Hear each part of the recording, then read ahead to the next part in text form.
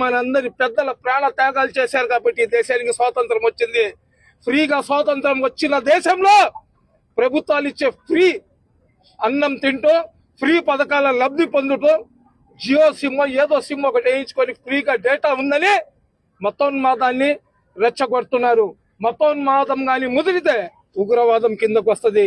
నేను అందరూ రాష్ట్రాల్లో ఉన్న అన్ని డీజీపీలకు, అన్ని రాష్ట్రాల హోమ్ మినిస్టర్లకు నేను రిక్వెస్ట్ చేస్తున్నా, ఏ కులస్తుడైనా కానీ ఇతర కులాల గురించి మతోన్మాదాన్ని రెచ్చగొట్టే మాటలు కానీ మాట్లాడితే అటువంటి యధవకు 7 సంవత్సరాల దాకా బెయిల్ రాకుండా జైల్లో వేసి ఒక చట్టాన్ని తీసుకుంటున్నాండి. ఆ రోజు నా దేశం సస్యశ్యామలంగా ఉంది.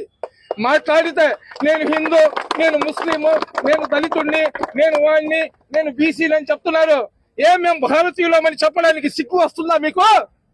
ఈ దేశంలో పుట్టినారు, ఈ దేశం గాలి పీల్చుకుంటున్నారు, ఈ దేశం తిండి తింటున్నారు, ఈ దేశంలోనే మీకు ఇష్టం వచ్చినట్టు జీవిస్తున్నారు.